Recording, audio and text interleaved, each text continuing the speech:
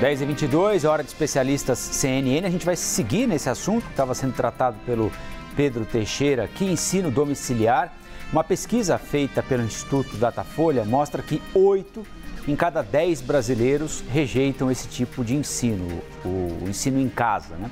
E a gente vai conversar, que não é só durante pandemia, é o curso todo feito em casa a partir de contratação de professores com essas regras aí a que o Pedro se referiu. A gente vai tratar mais desse assunto com a nossa especialista CNN em inclusão, Neca Setúbal. Neca, bom dia, queria pedir à senhora que falasse um pouquinho sobre qual a visão que a senhora tem sobre o ensino básico de uma criança em casa, mesmo que mediante o cumprimento de todas essas regras a que a nossa reportagem lá em Brasília se referiu. Bom dia, Rafael.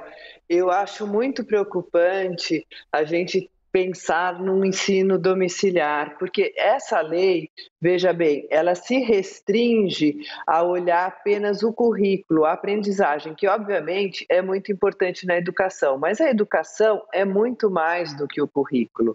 A escola é o primeiro espaço público que as crianças têm acesso, é o lugar da convivência, é o lugar da socialização, da troca, das brincadeiras. A escola também é um espaço onde as crianças podem respeitar as diferenças. Elas têm que conviver com crianças de diferentes religiões, diferentes raças, diferentes ideologias. Então, isso é muito importante.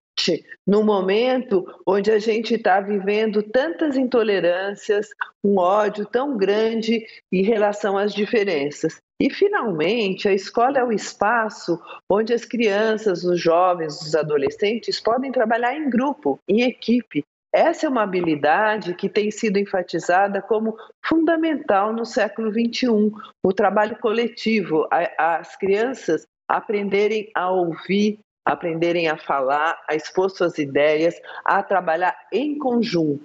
Então, eu fico muito preocupada porque a educação domiciliar restringe toda essa experiência tão rica e tão fundamental para o século XXI que as crianças e adolescentes têm ao frequentar uma escola.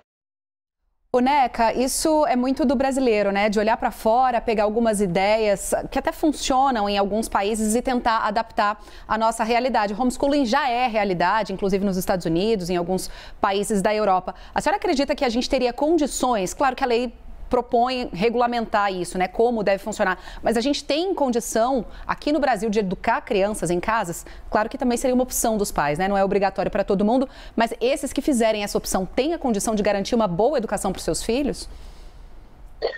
Olha, Stephanie, bom dia. Eu acho muito difícil, né? Num país como o Brasil, com condições tão diferentes, com condições regionais e desigualdades tão grandes, a gente ter certeza de que essas crianças que estarão em escola, os pais vão garantir uma aprendizagem de qualidade. Eu acho muito difícil, embora a lei fale que tenha que ter ensino superior, mas ensino superior no quê? Né? Quando a gente pensa nas diferentes disciplinas, isso não está garantido pela lei.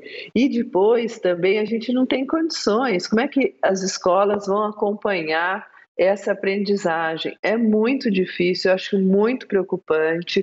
Como o Rafael colocou, durante a pandemia, houve muitas dificuldades das crianças em casa, os pais conseguirem acompanhar as lições, as crianças poderem realmente sozinhas ou apenas com um preceptor conseguir ter condições de aprendizagem. E vários estudos já estão mostrando que durante a pandemia, quase 2 anos de as crianças afastadas das escolas, houve uma queda da aprendizagem em leitura, em língua portuguesa, em matemática e também em habilidades socioemocionais.